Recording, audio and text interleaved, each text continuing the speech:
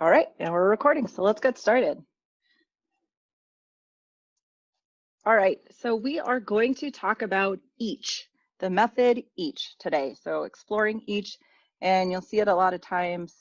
We're going to be writing it like this, this each, and this hashtag or octothorpe or pound sign, whatever you want to call it, before a method name actually indicates that this is a instance method. So that's why you'll see it written like that. So we're going to talk about the method each.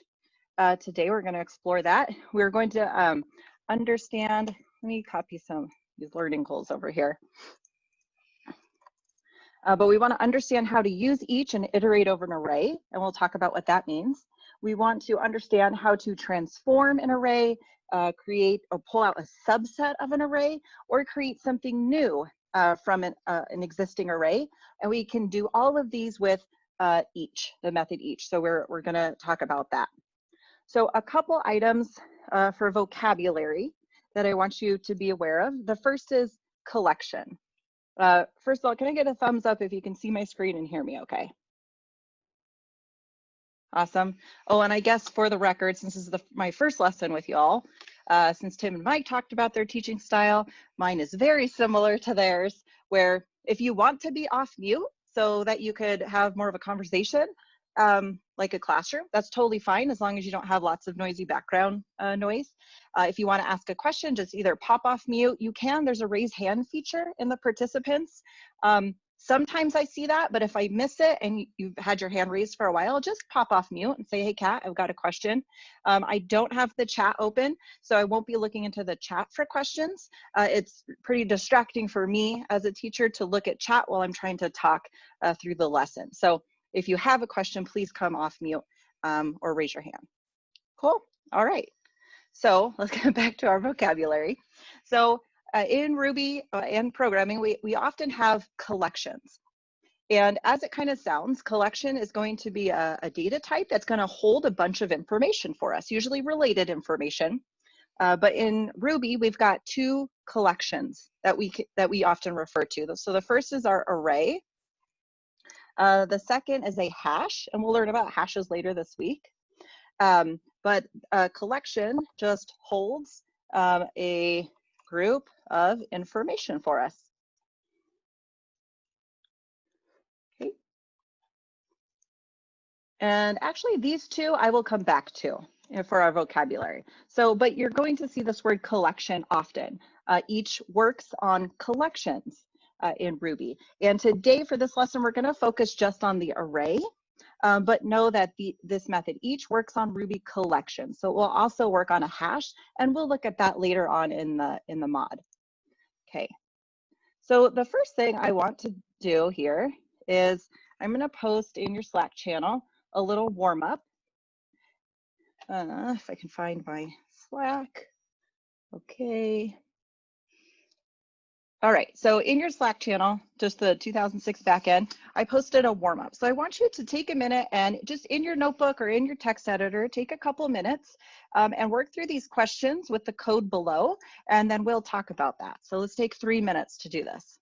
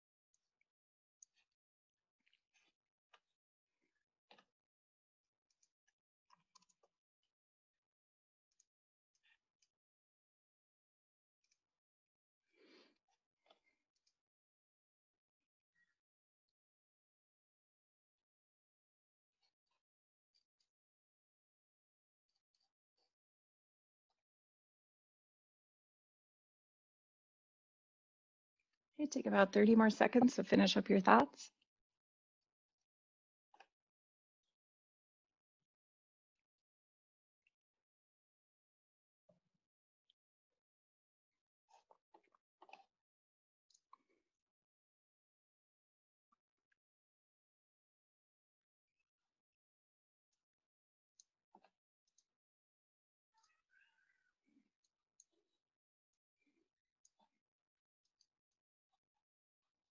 Okay. Slack, Zoom drives me crazy sometimes. Like the windows cover things and you can't move them.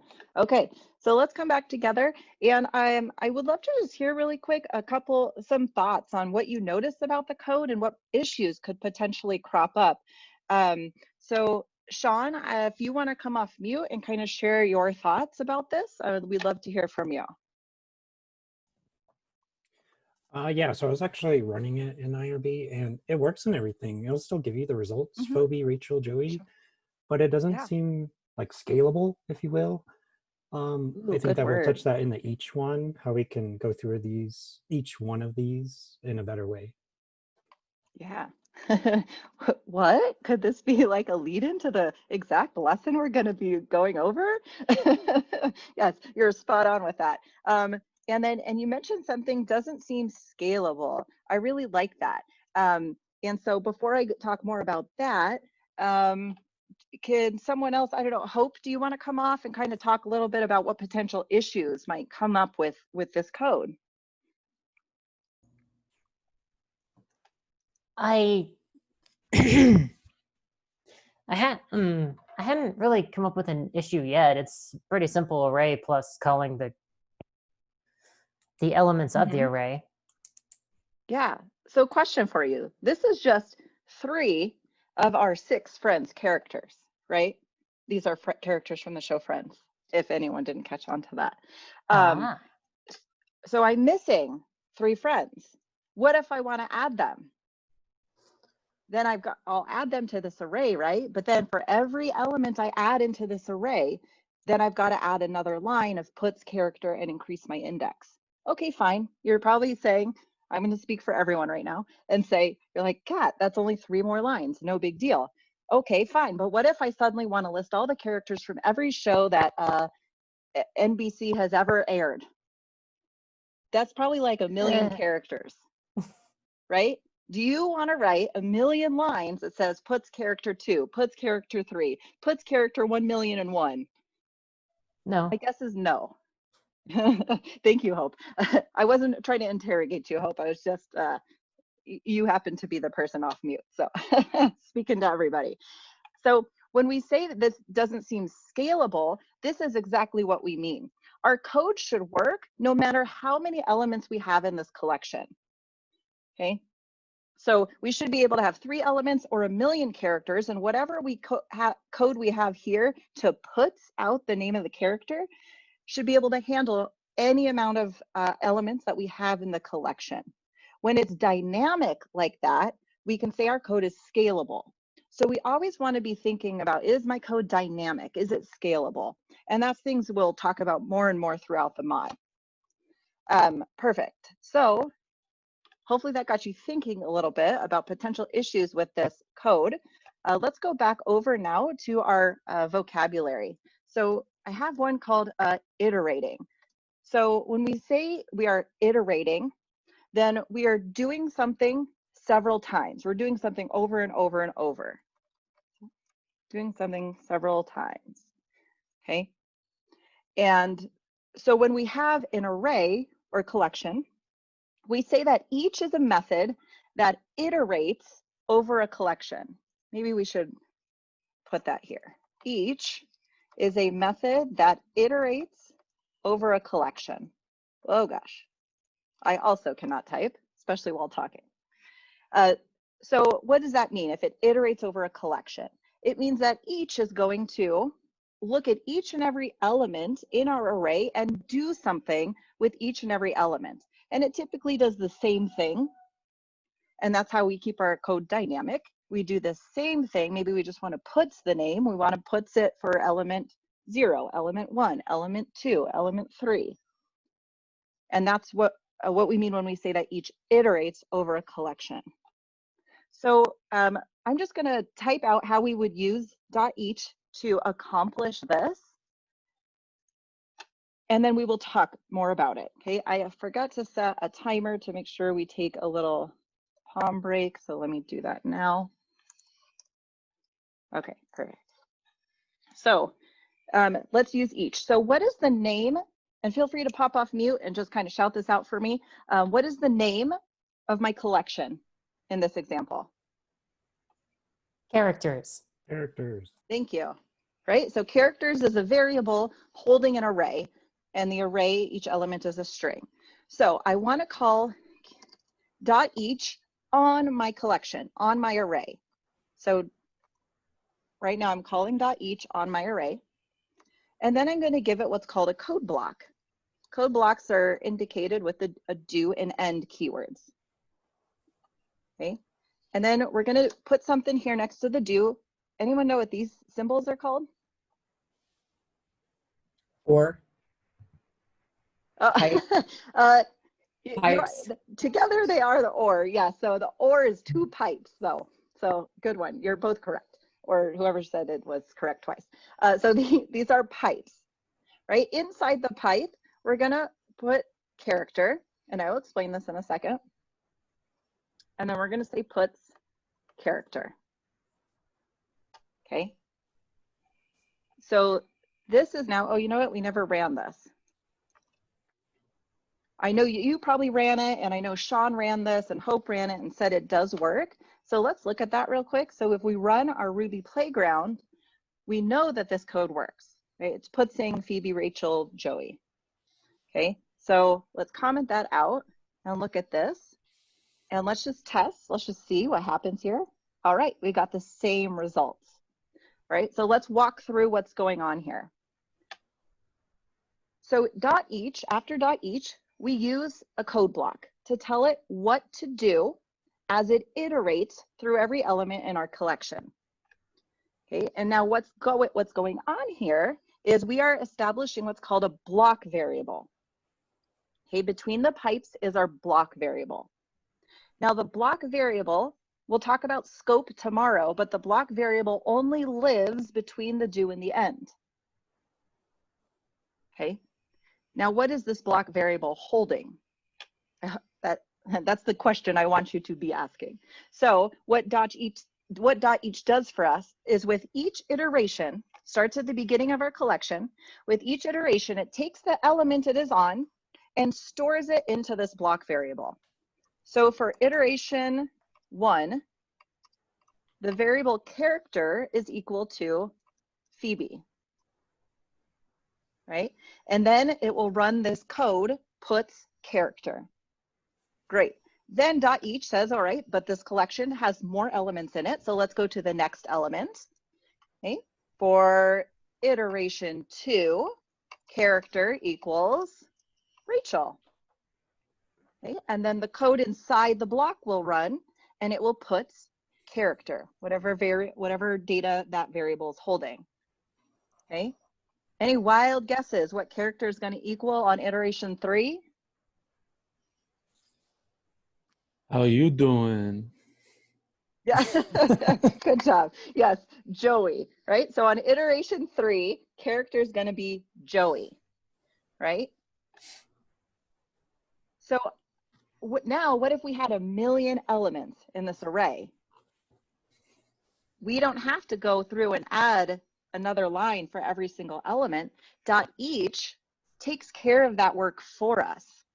So by using .each, we're making our code scalable and dynamic, because now whether we have 3 elements or 1,000,000 elements in our characters collection, .each is going to run for every single element in that collection. It's going to iterate through every single element. Okay, what questions do you have? So the block variable cat can be anything, right? I mean, obviously we want to Correct. keep it close to what we've got, but that just confuses me sometimes. Is it best practice when to have your array be plural and the block variable be singular to that? Yes, great question and great observation. So as you see, I changed my block variable to Bob, which is meaningless, right? That doesn't make any sense, but it still works. But yes, we would want our block variable to represent what data does each element hold. So a lot of times, if you've named your variables well, the variable for your collection will be the pluralization of whatever each element holds. Right? So if this is an array of characters, each element represents a single character. And that's typically our convention, is the collection will be plural, and the block variable will be singular. Okay. Thank you. So yeah, absolutely. So let's just go over our general syntax here for .each. Maybe I'll put this in the notes. So this will be our collection name. We'll call .each, have a do, we have pipes with our block variable, and then we have a code to run for every single element, and then an end. Oh gosh. All right, so this is the general syntax for using .each. And now we are scalable. Okay, any questions about the syntax? Okay, let's look at another example then. No, let me talk about return value. Oh, okay, Brett, and then I'll talk about return value. Each time you iterate, can you only do it for one array? .each works on a single collection at a time. Okay. But you can do it on, like if we had another one called like shows.each, then we could do something with that shows. And it also is possible to do a nested iteration, but that's definitely getting ahead of ourselves. We'll have a whole class on nested iterations, I think in 2 weeks. Okay. So I guess the answer is no, you could iterate over multiple collections, but it's going to go through each element of characters. Okay. Does that answer your question? I don't know. I don't feel like I answered your question very well. But... No, yeah, you did.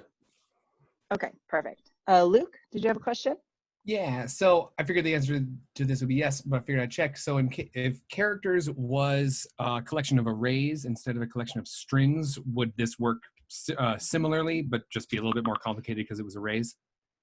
Exactly. Cool. We will get into more complex, but we want to get our foundational knowledge down first. So then if you can become a master at the very basics of this, you'll be able to build really complex structures and use .each on complex structures.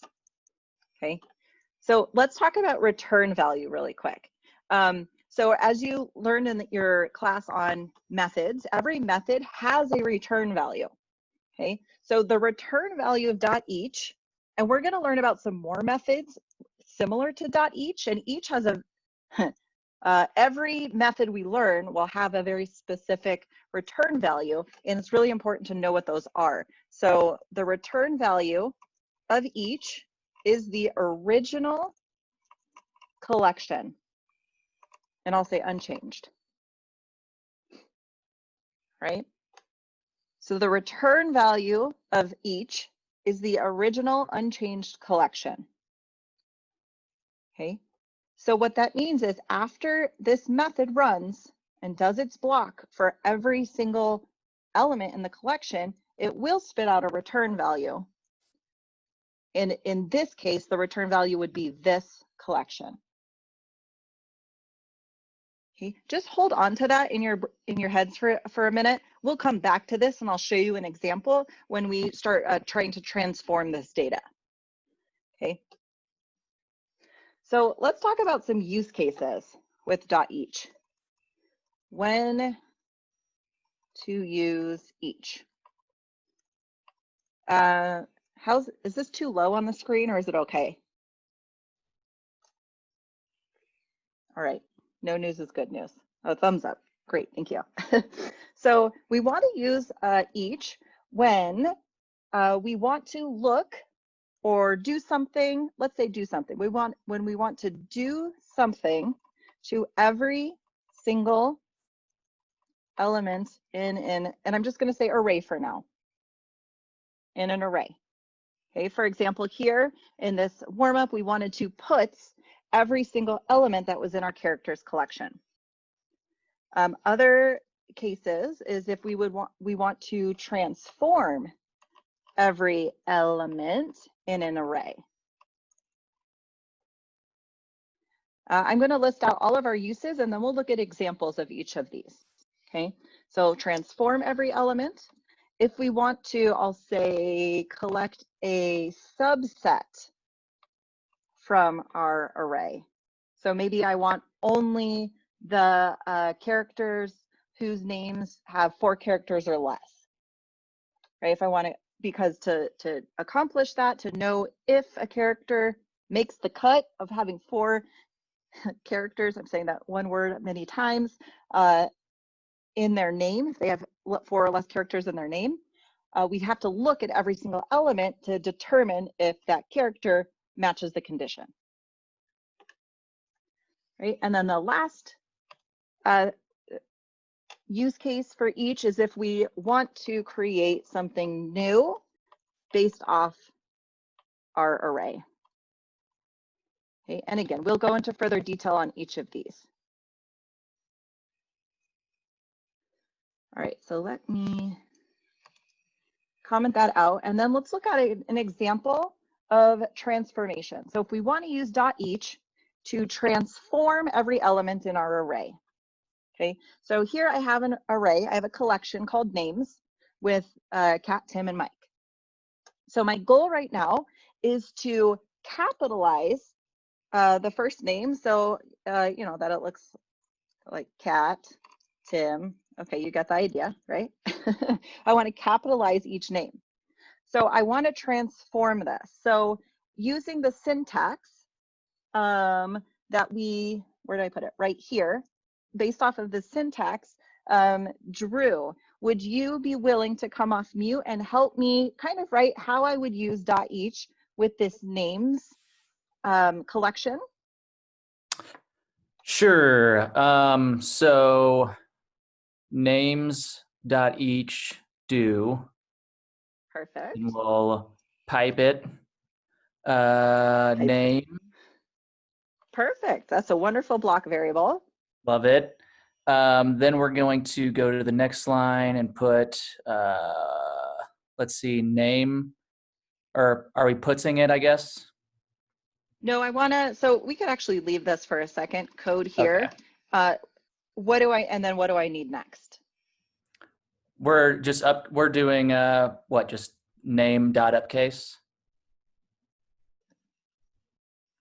Actually, I only want to capitalize it. So oh, name.capitalize, yeah. Yeah, capitalize. Hopefully I spelled that right. Right, and then what do I need? Well, we need to end it. We need to end it. Okay, let's stop there. Great job, Drew. Okay. Thank you so much for your help. This is perfect. So, well, actually, Drew, can I ask you a question real quick? How did you know what to put inside the code block? Just my extremely abundant 2 or 3 weeks of preparation. I learned capitalize, yes, okay. And it came in handy, thankfully, when you called on me.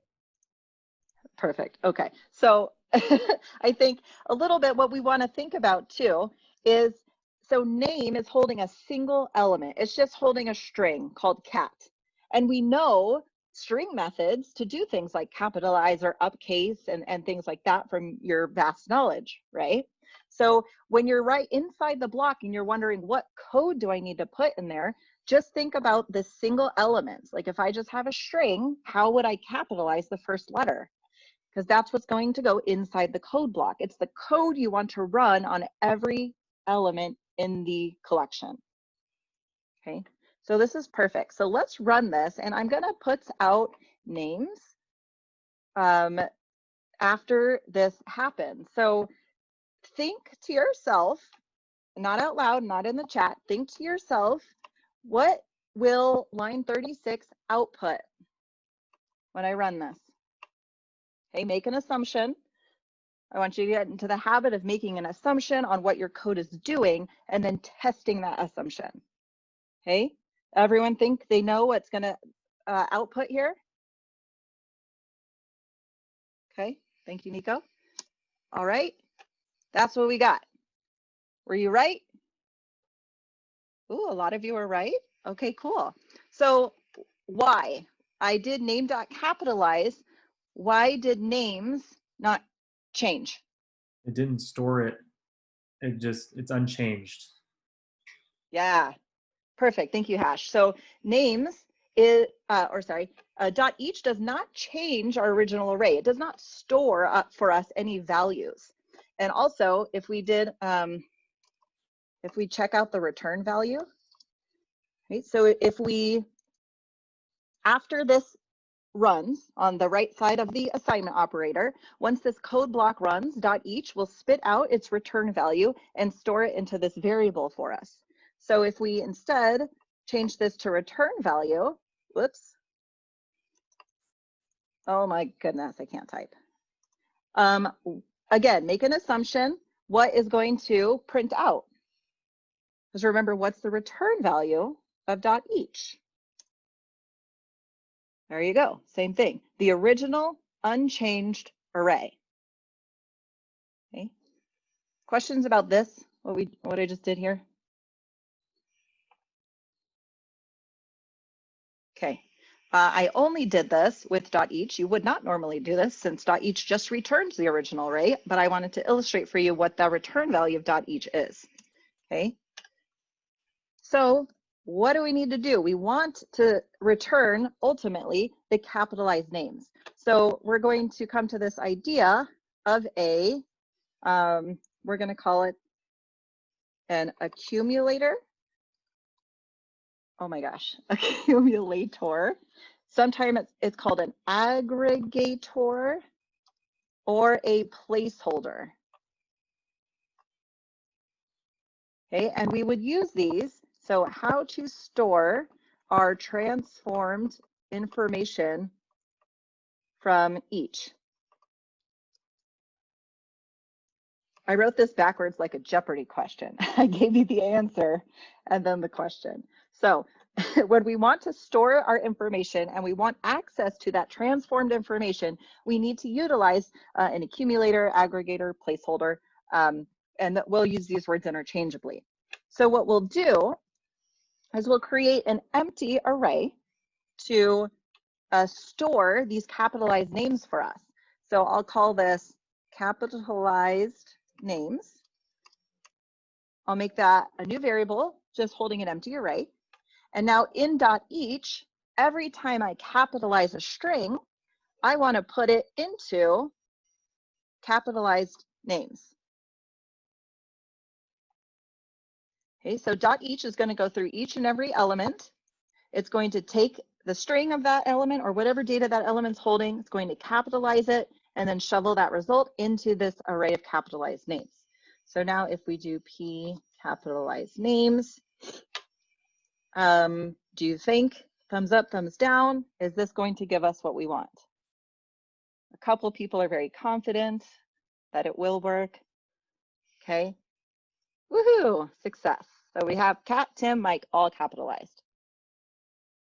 Awesome. Questions?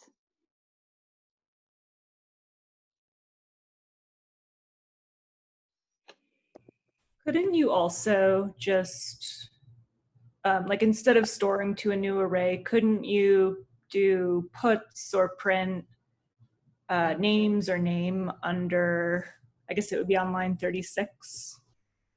So you could, if all you were wanting to do was puts that information out to the terminal. You'll do that a lot actually in mod 1, but past mod 1, you're not going to be putsing to the terminal very often. So usually what we want to do is store that information so that you could use it in different methods and different classes. So if you're just putsing it to the terminal, you're not going to have access to that. Okay. Yeah, great question. Thanks. Yeah. One more time, just to reiterate, capitalized names is the aggregator? Correct. Thank you. I don't think I explicitly said that. So capitalized names is going to be my accumulator or aggregator in this example, because its purpose is to collect all of my transform data so that I can then have access to it. And either I'm just printing it here for illustration purposes, but maybe I have another method that wants to use that and put it like into a roster or something, or put it into some kind of document. Okay. All right, let's take a quick 5-minute palm and we'll come back and look at these other examples. So at 1:36, we will come back. Thank you, 136. I love that. Is my DJ here? I don't think I have any sweet tunes.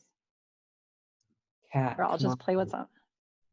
Oh, all right, resume recording. Let's move on. We've got a lot to cover in 24 minutes, so I'm gonna power on, but please let me know if you've got questions, okay?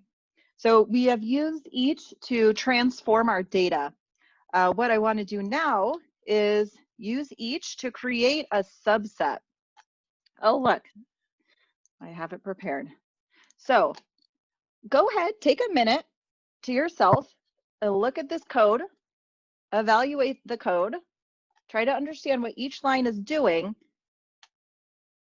Take a minute.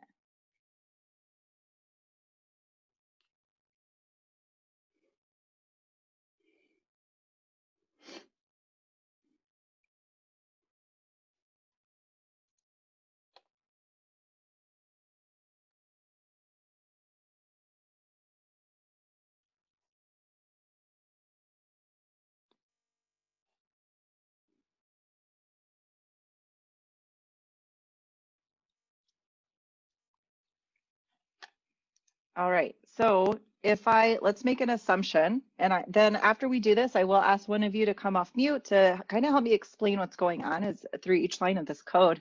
So if we run our Ruby playground, this should be my only puts statement right now, line 62. So make a guess in your head, what will spit out? And let's press enter. Oops. Well, I've got a syntax error on line 84, so that's going to create a problem. Oh, I also have, this needs to be commented out.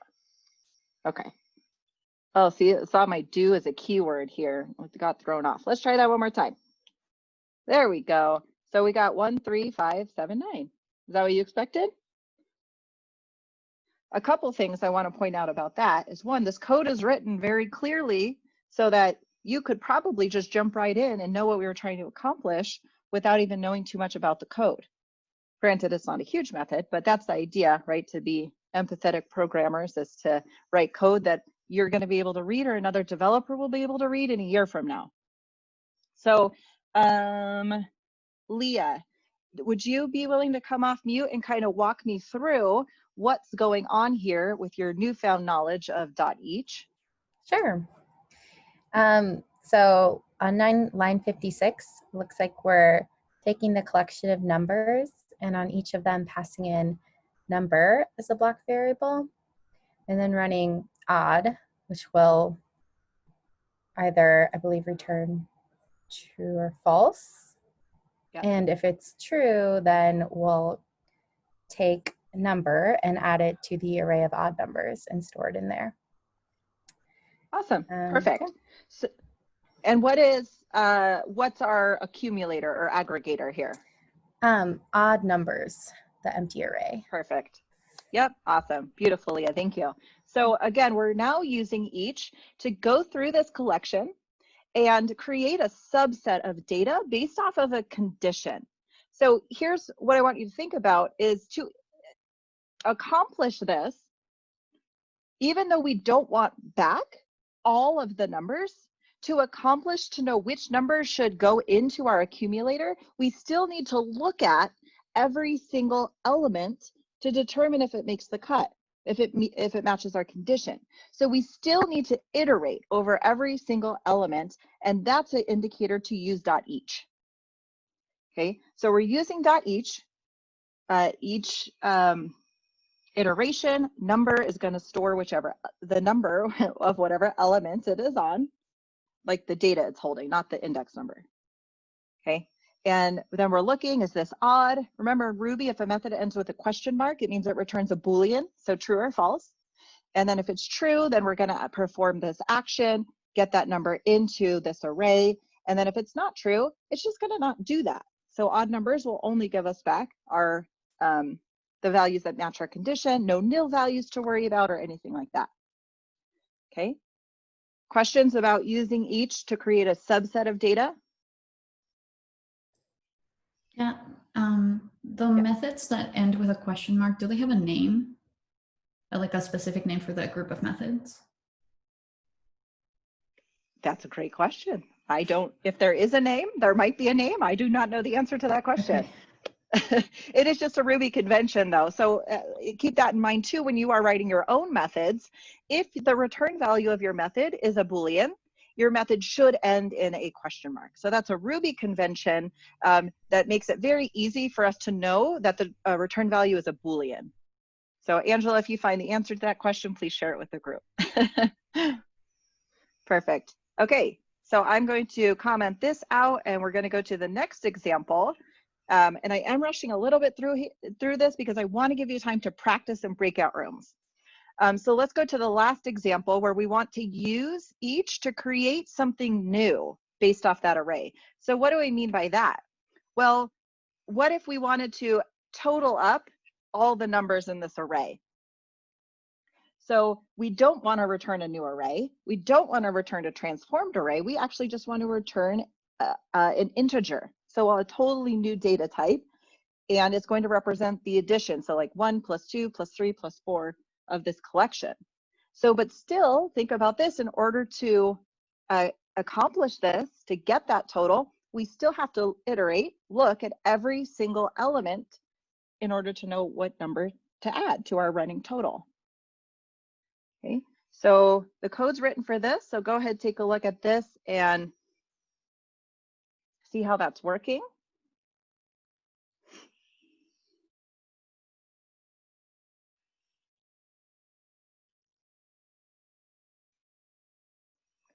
And then Daniel, I'd love if you wanted to come off mute and kind of take us through this code and walk us through what this code is doing. Sure. So 78 is the accumulator. And at line 80, we have numbers that each do number, which represents each element. And then we have the accumulator total plus equals. That's like to add elements. So we're going to plus equals every single element. So it's going to go 1 plus 2 and so on and so forth. Yeah, awesome. And then let's go ahead and run this and make sure it actually works. So we should see the total. Cool, and we got 55. My quick math skill says that's correct. That's why I don't know. I didn't actually add that together, but your computer is a much more powerful calculator than you are. So Priya, did your hand go up? Yeah, just really quickly, what's the difference? I remember learning this at one point. What's the difference between the plus equals versus the shovel? Versus the shovel, interesting. Well, so can you see my pry down here, or is this too low? Yeah. Let's just play with that for a second. So whenever I have a question like that, I say to myself, what if I tried this in pry? That sounds so stupid. That is what I say though. So I literally go into pry and try to play with what I'm talking about to see what the behavior is. So if I have like an integer, okay, I don't actually like how low this is. So let me pull up my actual terminal. There we go. And let's just do a pry session.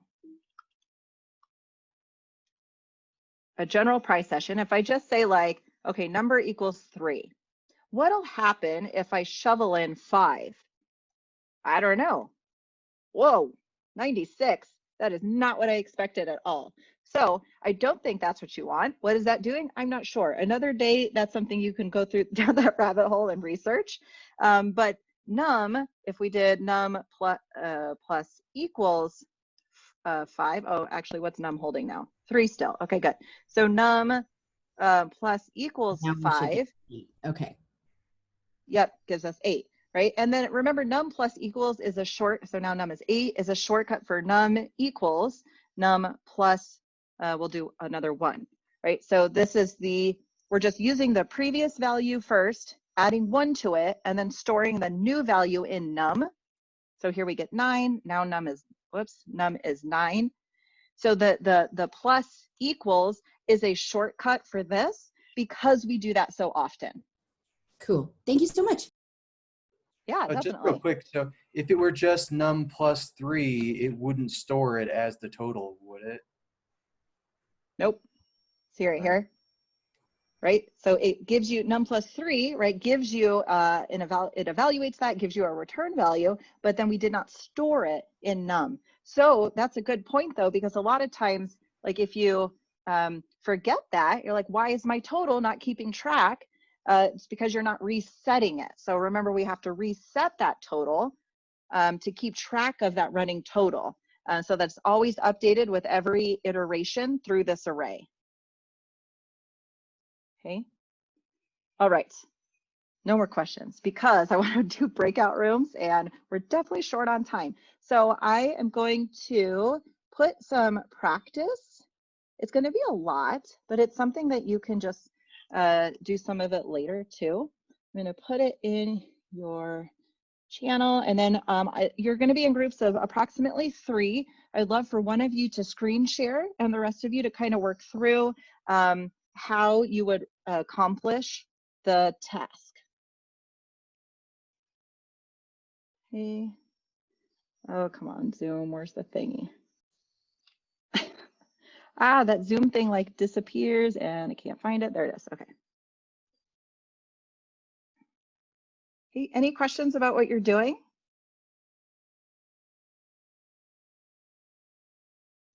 All right, off you go. So you've only got about 6-7 minutes or so. All right, you should have an invitation to join your breakout room. Oh, how did you get unassigned? Luke, give me a second to assign you. Oh, that was weird. 7. My internet connection kicked me off. That's what it was. Cool. Okay, you should see an invitation. It might be hiding. Perfect.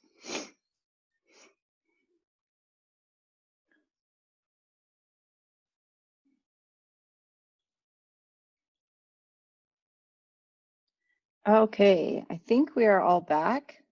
I know that was super fast and you probably didn't have enough time to like super dig into that. So I do encourage you to spend some time working through those examples. Also doing any Ruby exercises using .each is going to be really beneficial. You want to get down this foundation .each because we're going to start building on it. But you want to do one example together? Maybe a couple nods. Okay, we'll do it. So let's do the singer ones where let's do this one. Can you create a new array with the lengths of their names? So that one, maybe that one's worded a little oddly, but basically what I would want back then is an array of integers. Let's see, Billy has 6 characters in it. Ariana has 5 characters. Lizzo has 5 and Leon has 4. Okay, so that's what I'm looking for. So how would we accomplish this?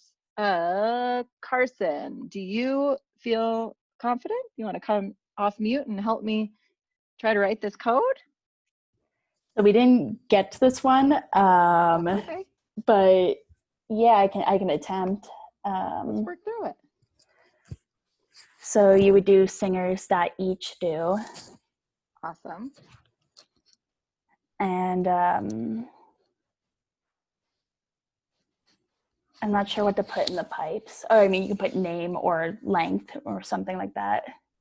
Ooh, I'm glad you said that. So name would be fine, singer would be fine, but I don't like length. The reason being is length is what we are looking for, but that's not what this block variable represents, right? Because a variable should represent the data that's inside of it. So remember, this block variable holds whatever is here.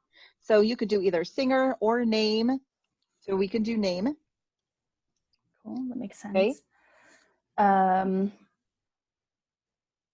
do like, I'm not totally sure. Would it be like if name greater than or name dot Well, count this or one- something? Yeah, that last thing you said. So just name dot count, because we're not looking for any, we're not creating a subset. What we want to do is just transform each element into a number that represents how many characters their name has. So name dot count is perfect because we know we have a string method called dot count that will count that, or length. Cool, so that will accomplish it, but will it store this information for us? No. So we would have to create an access or accumulator. Yeah, so maybe we'll just call this like character count. And I am rushing a little because I only have 1 minute. So, and then what would I do here, Carson? Character count, shovel, name count. Beautiful. And then if we printed this out, this should show us, let's always test our code here. Whoever I was talking to about, see, I did control tilde and it brought up my Atom terminal. So I think that's an extension or package. You can Google that. But now if I run Ruby playground.rb, okay, I got wrong number of arguments. Oh, dot count. Let's do that link. Let's run that. Awesome. And now we have an array of numbers transformed. So our original collection is now transformed. Okay, awesome. So in your backend channel, there is a CFU for you to fill out really quick. And then you'll have another lesson in here with Mike pretty soon. So I'll allow you to have a 5-minute break. So today's going to be kind of crazy. Stick with us, though. You're all doing great. So thanks for being here. And that's all I got for you. Kat, Thank you, Kat. the Thanks, Kat.